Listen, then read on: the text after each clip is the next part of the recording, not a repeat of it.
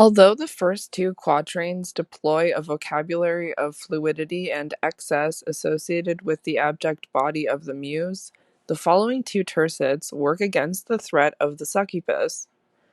Je voudrais qu'elles allant l'odeur de la santé, ton de pensée fort fut toujours fréquenté, et que ton sang chrétien coulait à flot rythmique comme le son nombreux des syllabes antiques, où régnant tour à tour la paire des chansons, Phoebus et le grand Pan, le seigneur des moissons.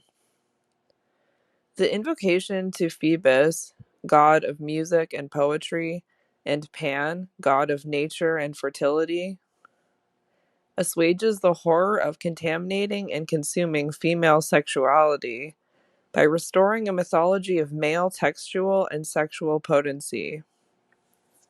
The muse's grotesque and permeable body is thus reassimilated and enclosed by the highly regulated and closed rhythms of the closing tercets and their reinstatement of patriarchal frameworks.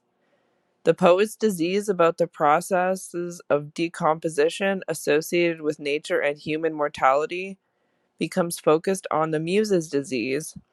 Baudelaire's creative project is negotiated over the tensions of this hyphen.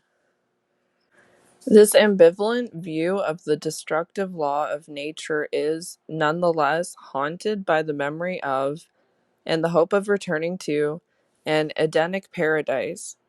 This duality characterizes Baudelaire's representation of Duval as Black Venus in Les Fleurs du Mal. Here, his construction of Duval's sexuality is grounded in an obsession with the wealth, eroticism, excess, and primitivism associated with the unknown territories of the Orient in a mid-19th century Western imaginary. Exotic and sexually alluring, Duval is aligned with the figure of the veiled woman, who embodies mythological inscriptions of the Dark Continent, concomitant with the equation of the unknown and unknowable terra of the female body in Freudian theory at the turn of the century. At once horrifying and enticing, the dark female body symbolizes the possibility of an exotic and idealized elsewhere which, in the Black Venus cycle, may be accessed by way of her sensuous and animalistic corporeal geographies. Baudelaire's fetishistic representation of female hair and natural smell as indicators of primitive animality, and thus key sites for his simultaneous attraction to and horror of the female body, unlocks the gateway for his imaginative wanderings.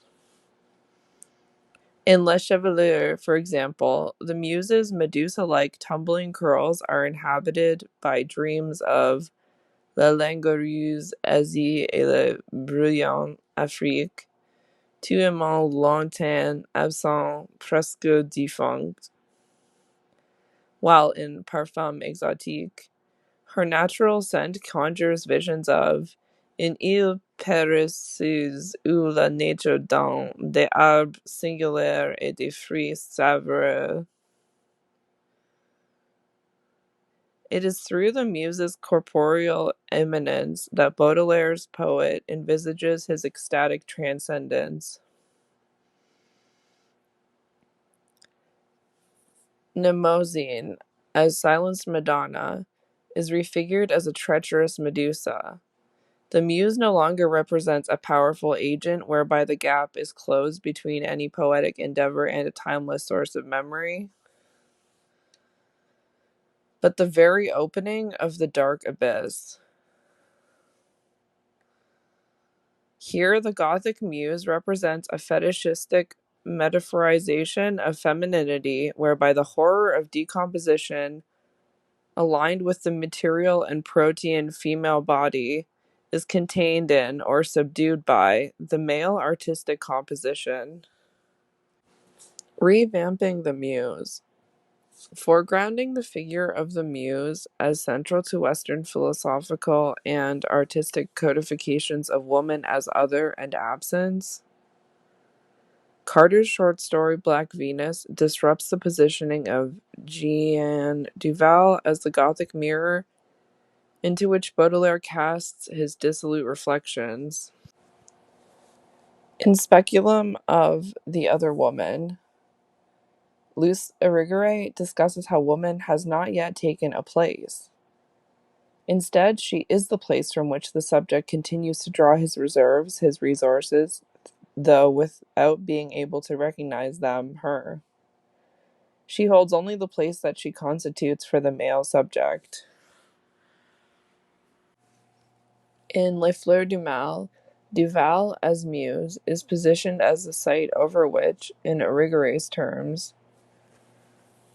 the male subject struggles to use his specularization to tear apart the representation of the other, thereby preserving the power of truth of the spectacle upon which she gazes, denying the fiction of the mirror that lies beneath.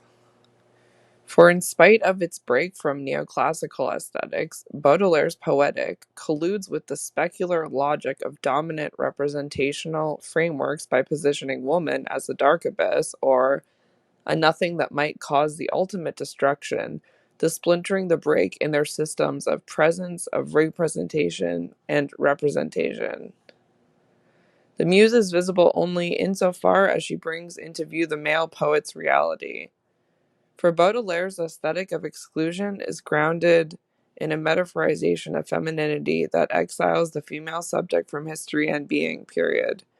Carter, like Irigaray, is interested in interrogating the fiction of the mirror in order to imagine a representational and historical space in which women can take up a place beyond the imaginary of the male subject. Carter's Black Venus demystifies and humanizes Duval not only by representing her as a historical subject, but by representing her as an agent in history. In an interview with Anne Smith, Carter describes the genesis of the story, something discarded in the final version, as an exploration of how awful it is to be a muse. I was correlating Jeanne Duval with the Dark Lady of the Sonnets as the mysterious other, and I read what biographies that there were of Baudelaire. Nobody had a good word for her. I just can't imagine anything more awful than being Baudelaire's mistress, the symbolism put on one's frail shoulders. Black Venus, then, is concerned not only with redressing Duval's representational subjugation in Baudelaire's poetry, but also with highlighting the marginalization she has suffered at the hands of his critics and biographers, who invariably define her against Baudelaire, that is, as his other. Jill Mattis, for example, foregrounds the purported erasure of Duval at Baudelaire's request from Gustave Courbet's painting of the poet in L'Atelier du Peintre, adding that a close scrutiny of the painting reveals the ghostly traces of her effacement. The historical marginalization of Duval has also been perpetuated by Baudelaire's biographers, whose lengthy accolades most often allude to Duval as an exotic but deceitful temptress whose superficial beauty and charm masked petulance and stupidity. In Black Venus, Carter seeks to reanimate the ghostly traces of Duval by peeling back the architecture of Baudelaire's poetic and exposing the fiction of his mirror. In Black Venus, Baudelaire's apartment is constructed as an unstable Gothic dream space. Soft twists of mists seep in through the cracks in the window frames so that the contours of their high, lonely apartment waver and melt. Frosted glass windows return distorted reflections of its inmates. The whim of the master of the house has not let the windows alone. He had all the panes except the topmost ones replaced with frosted glass, so that the inmates could pursue an uninterrupted view of the sky. The uninterrupted view of the sky intimates the possibility of transcendence, represented by the desire for flight that recurs throughout the text. Transported into this dream space, Duval is a tabula rasa still. She never experienced her experience as experience. Life never added to the sum of her knowledge, rather subtracted from it. If you start with nothing, they'll take even that away from you. The good book says so. Duval is the blank space, the nothingness, that Baudelaire fills with meaning. For it is not only the frosted glass windows that provide a mirror for Baudelaire's poetic reflections. In Black Venus, the interplay of light and dark in the illusory space of the apartment is distributed over the surface of Duval's body, which is illuminated by the fire, another Baudelairean motif. She sulked sardonically through Daddy's sexy dance, watching in a bored, fascinated way the elaborate reflections of the many strings of glass beads he had given her tracking about above her on the ceiling. She looked like the source of light, but this was an illusion. She only shone because the dying fire lit his presence to her. Although his regard made her luminous, his shadow made her blacker than she was. His shadow could eclipse her entirely. Duval's position as muse is articulated through an iconography of the supernatural which figures her as both exotic goddess and demonic vamp. Like that of the sick muse, Duval's skin becomes the site over which the poet-muse dialectic of Gothic dispossession is enacted.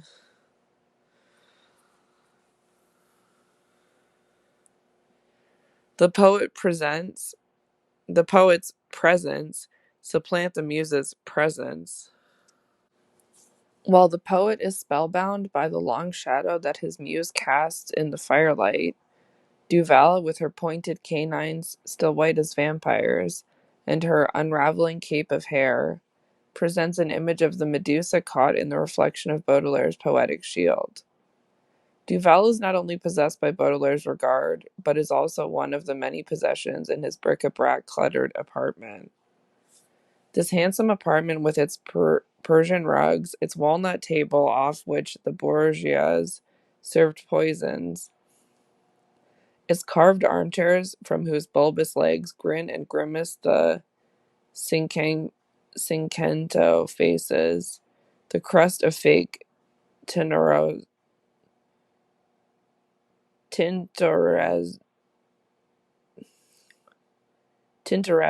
on the walls. He's an indefatigable connoisseur, if as yet too young to have the sixth sense that tells you when you're being conned. The interior of Baudelaire's apartment evokes the object mania and erotic spectacle of the decadent cabinet. According to Apter, decadent cabinets with their murky light, heavy crimson curtains, crevices, cavities, and plethora of seeing eyes already seem to theatricalize erotic fantasy imaging through decorative accoutrements such as the oeil de boeuf that facilitate the voyeuristic gaze, the look of the bordello client trained on feminine wares.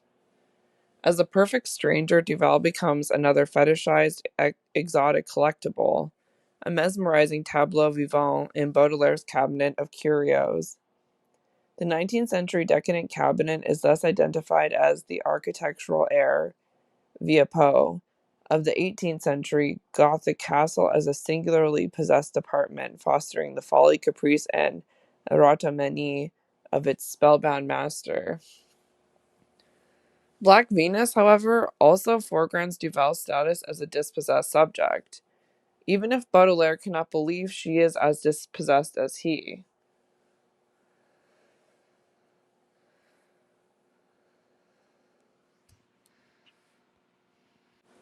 Black Venus, however, also foregrounds Duval's status as a dispossessed subject, even if Baudelaire cannot believe she is as dispossessed as he. The mysterious currents of the heavens may invite Baudelaire's well-appointed cabin to loose its moorings in the street below and take off, depart, whisk across the dark vault of the night. But Duval resists the journey back to the bloody parrot forest. Don't take me on the slaver's route back to the West Indies, for God's sake.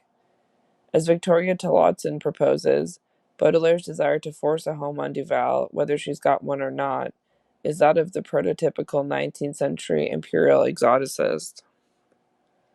Long before Freud's pronouncement, she points out, woman emerged as the predictable dark continent in travel and exploration narrative, simultaneously in need of corrective civilizing procedures and offering the promise of unexplored and potentially dangerous territory, replete with the promise of abundance and fulfillment.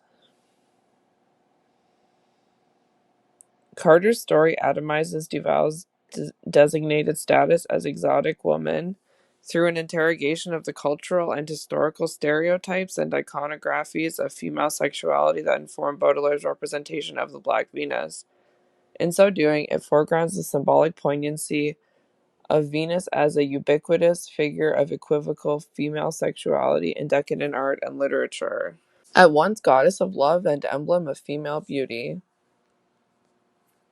Venus is a notoriously ambivalent figure. Mattis describes how the figure of Venus has also been used to suggest whorish seductiveness and voluptuousness, narcissistic female self-absorption, and a variety of other denigrating versions of woman. Classic portrayals of Venus have conventionally figured voluptuous white women. For example, Sandro Botticelli's The Birth of Venus, and the white marble Venus de Milo statue.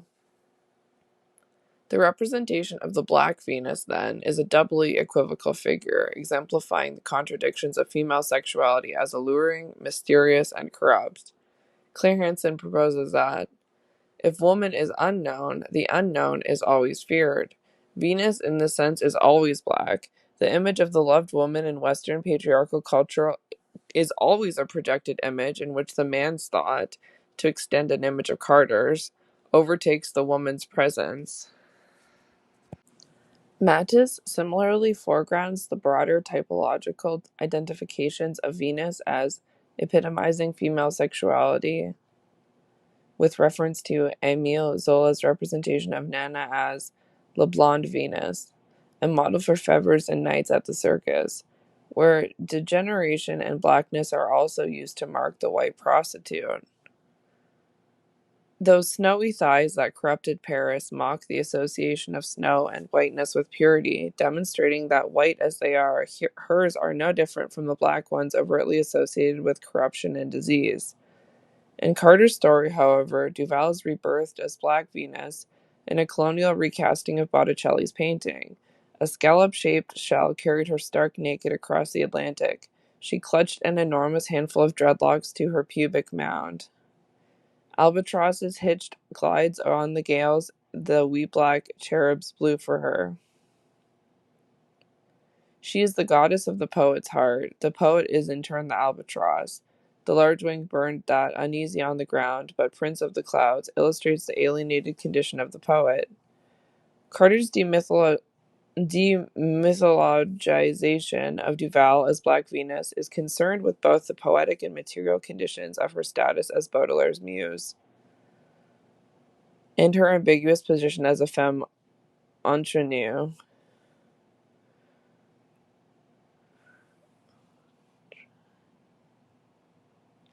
Entretenue. Black Venus disrupts Duval's situation within and as Baudelaire's text by accentuating her position as a Creole woman in the context of French colonial imperialism. The motif of tobacco as a fashionable European drug is used to explore the ways in which their poetic relation is inextricable from their economic relation. Images of smoke and smoking recur throughout the short story, from the opening description of the smoky rose, smoky mauve evenings of late autumn, to the representation of Duval twisting a flute of discarded manuscript from the wastepaper basket into a spill for her small, foul black cheroot. The image of the smoky rose, smoky mauve evening echoes, as Linda Hutchian notes, Baudelaire's Harmonie du Soir and Crépuscule du Soir, However, it also evokes the bluish clouds that Baudelaire describes in his famous account of smoking in the poem of Hashish. Let's suppose you are sitting down smoking. Your attention will come to rest a little too long on the bluish clouds rising from the pipe. The idea of a certain evaporation, slow, successive, eternal, takes hold of your mind, and you are soon applying this idea to your own thoughts, to your own thinking matter. By a strange equivocation, by a kind of transposition or intellectual misunderstanding, you feel yourself evaporating too, and you attribute to your pipe the strange activity of smoking you. Baudelaire envisages the effect of smoking as one where the boundaries between subject and object become blurred and individuality is expanded. The creative acts of the imagination involve a kind of evaporation or vanishing of the subject who, as E.S. Burt argues, is not after all the stable seated entity having fixed proportions, fixed properties that it first appears. Rather, like tobacco, it is revealed as a natural product as becoming what it is through shaping and evaporation. The strange activity of smoking points to a Gothic account of subjectivity as disassembled or decomposed. Richard Klein argues that, in Baudelaire's poetry, smoking is endowed with the beauty of his women, whose fascination and seduction held poetic charms. In Baudelaire's Black Venus cycle, it is the intoxicating substance of the body of La Dame Creole that is powerfully fetishized as a Gothic other. Carter's Black Venus emphasizes this imaginative association through the inclusion of her translation of the first stanza of Sed non satia in the text. Weird goddess, dusky as night, reeking of musk smeared on tobacco, a shaman conjured you, a Faust of the savannah, black-thighed witch, midnight's child. Here, Gian, the forbidden fruit, figures like tobacco and other intoxicants to open up new imaginative vistas and encounters with otherness. In Black Venus, however, it is Duval as beleaguered muse, rather than the intoxicated poet who is associated with smoking tobacco.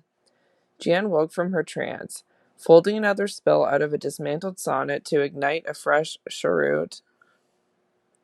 Her bib of cut glass, a jingle and a jangle, she turned to the poet to ask, in her inimitable, half-raucous, half-caressing voice of a crow reared on honey, with its dawdling accent of the Antilles, for a little money. Smoking is posited here as a material relation of an economic kind. Gian may have only the haziest notion of her use value, but she will dance for daddy in return for pretties and the occasional lump of hashish. For Duval, smoking is not an experience of dissolution and evaporation, but rather a physical pleasure. She possesses a slumberous resentment of anything you could not eat, drink, or smoke, i.e. burn. Folding another spill out of a dismantled sonnet to ignite a fresh cheroot, Baudelaire's muse irreverently sends his fetishistic poetry up in smoke. However, the motif of tobacco also foregrounds Duval's position as an exotic commodity in a colonial economy. The narrative shifts from an image of Duval smoking a cheroot to a documentary-style account of her rather scantily chronicled biography. Nobody seems to know in what year Jeanne Duval was born, although the year in which she met Charles Baudelaire, 1842, is precisely logged. Where she came from is a problem. Her pays d'origine of less importance than it would have been had she been a wine. Speculating about her Caribbean heritage in relation to Toussaint Louverture, who led a successful slave revolt against French plantation owners at the time of the French Revolution, the narrator situates Duval's labor in the context of tobacco production. Drawing a parallel between the historical context of French colonial imperialism and the representational colonization of the female body, Duval had been deprived of history. She was the pure child of the colony. The text exposes how Baudelaire's literary metaphorizations of femininity deny Duval agency and voice by positing her as the silent object of a male erotic register.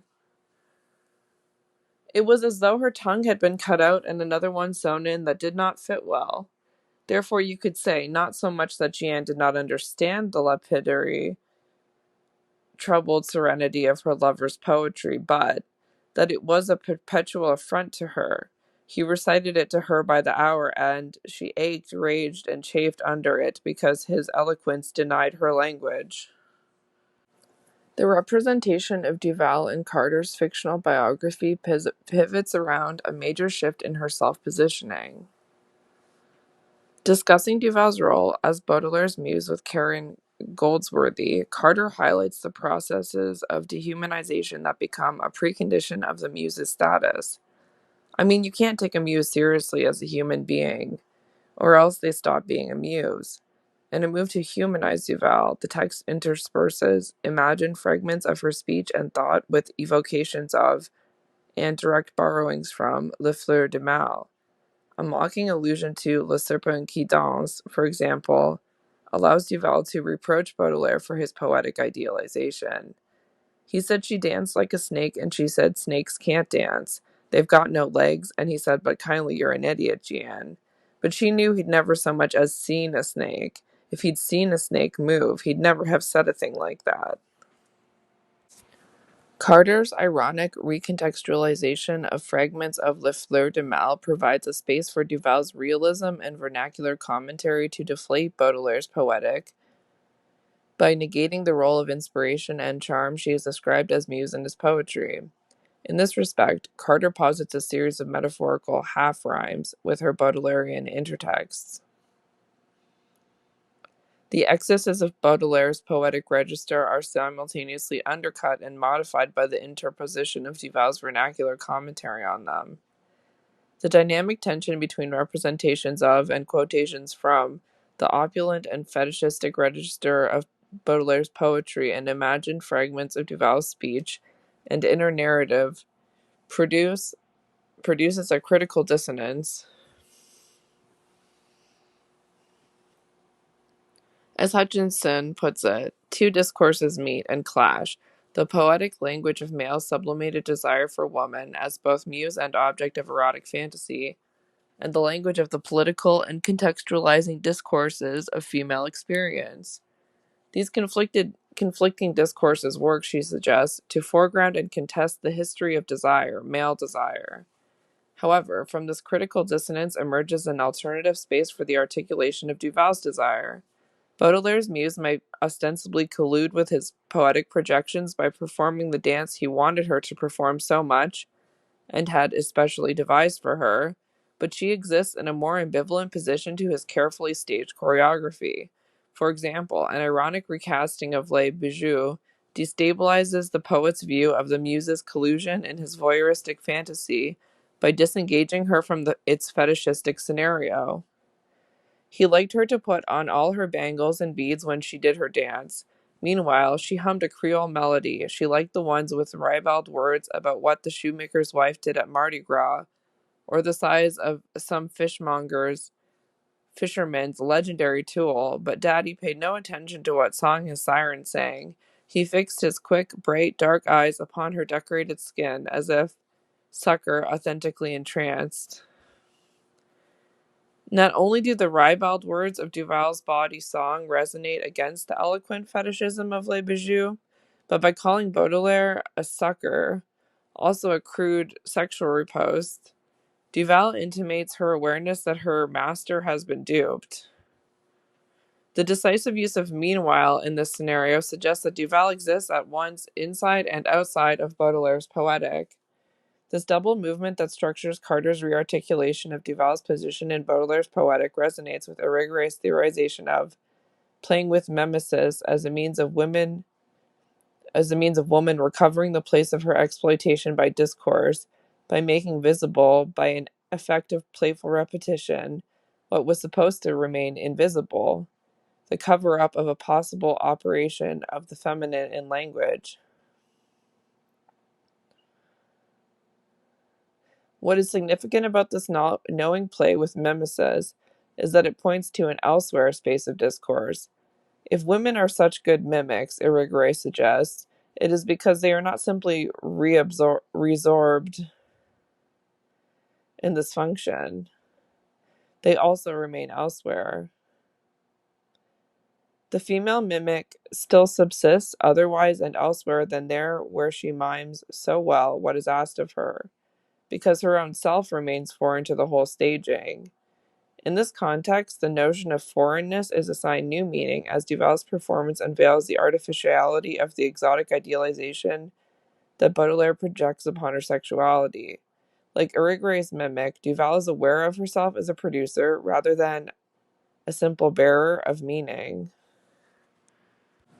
Carter's Black Venus destabilizes the hierarchical opposition between the male poet and the female muse by placing them in an inter-reflecting relationship that stresses their commonalities rather than their differences, period. Duval, for example, shares the ennui that famously plagues Baudelaire and the flaneur. The thought of organizing a new career made her yawn. Their resemblance is also reflected by Carter's playful reworking of Baudelaire's romanticized self-conceptualization as an affronted albatross in Le Fleur de Mal. In Black Venus, Duval is figured as a sooty albatross who hankers for the storm so that she too may take flight. Baudelaire, however, in his frock coat, is imagined as the uxorious penguin, for there isn't room for two albatrosses in this house. The poet, Hutcheon points out, is imagined as the great dandy of birds, from Poe's Adventures of Arthur Gordon Pym, the one who always builds its nest near that of the albatross, the penguin, flightless bourgeois, inescapably comic.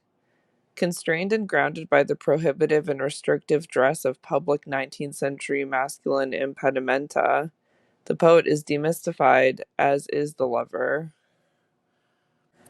In Carter's representation of the artist-muse relation, Baudelaire's legacy is not poetic, but rather the veritable, the authentic, the true Baudelairean syphilis.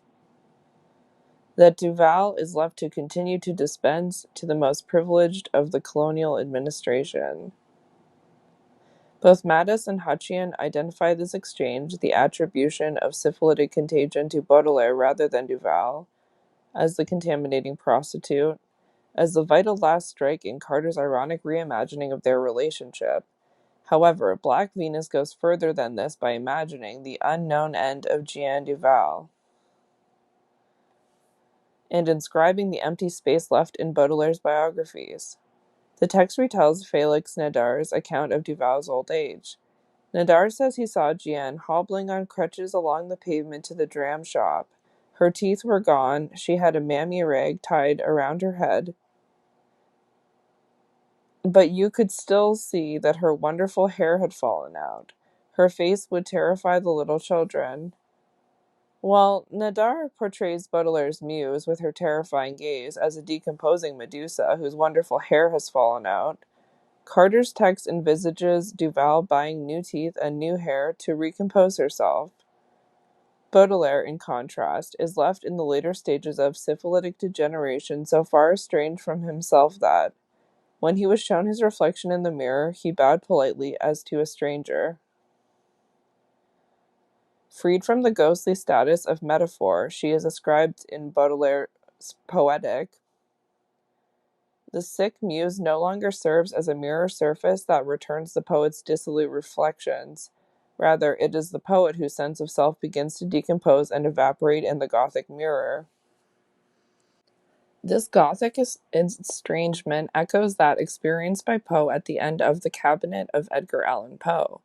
Unable to recognize himself, Poe continued, fascinated, appalled, to stare in the reflective glass at those features that were his own and yet not his own. But while Elizabeth Poe and Virginia go up in smoke in Poe's cabinet-like hall of mirrors, Duval is released from her role as muse in Baudelaire's Poetic. You could say that Jeanne had found herself. She had come down to earth and, with the aid of her ivory cane, she walked perfectly well upon it. In her new dress of black tussore, her somewhat ravaged but carefully repaired face partially covered by a flattering veil. Duval subversively appropriates black clothing, the cornerstone of Baudelaire's personal dandyism, and refashions herself. Her black veil no longer signifies her position as an exotic muse and vamp, but her status as a respectable widow. Through a subversive exchange of costuming and reveiling, Duval reclaims the Gorgon's mask to renegotiate her position within Baudelaire's poetic landscape.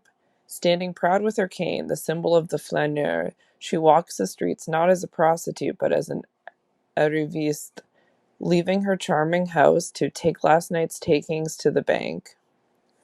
Chugging away from Europe on a steamer heading to the Caribbean, it is Duval who mobilizes the Baudelairian tableaux of the boat as a symbol of the poet's transcendental journey to return to her motherland. Carter demystifies and humanizes Duval not only by representing her, but by presenting her as a historical subject, as a rebirthed Black Venus rising from the ashes of Baudelaire's poetic. In the cabinet of Edgar Allan Poe, the death and dematerialization of the maternal muse is already scripted, even if the script is, to some extent, disrupted by the presence of Elizabeth Poe's testament at the center of the text.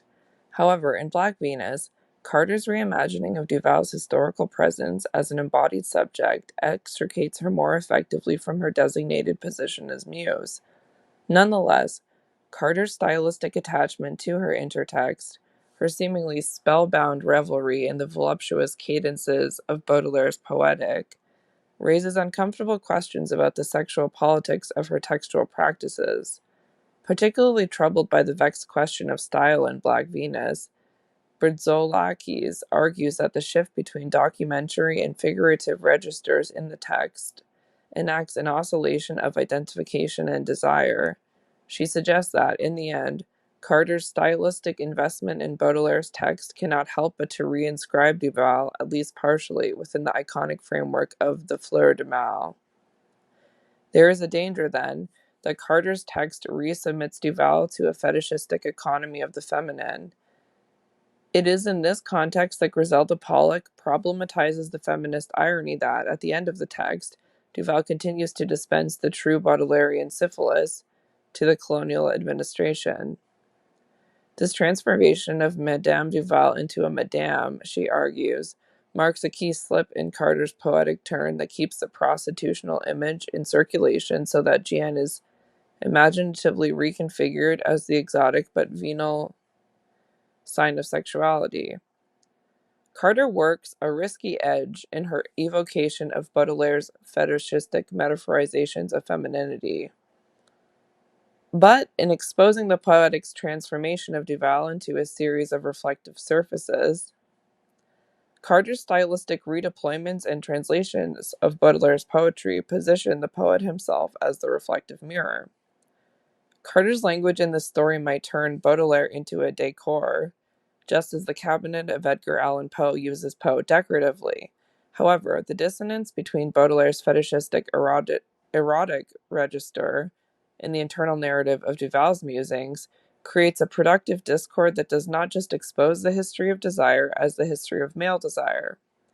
By demystifying the artist-muse relation, it also opens up an imaginative space in which to re-presence the muse as a desiring subject. Carter's ironic restaging of the monstrous muse in the cabinet of Edgar Allan Poe and Black Venus engenders a process of recomposition and exhumation of the muse that Poe wants to bury and Baudelaire wants to debase. Carter acts here as a decadent daughter, exchanging the maternal muse for a paternal muse that is at once apostrophized and subordinated in the aesthetic process. Poe and Baudelaire respectfully dematerialize into dust and ashes. Decomposed, the male artist muse disappears back into the Gothic mirror.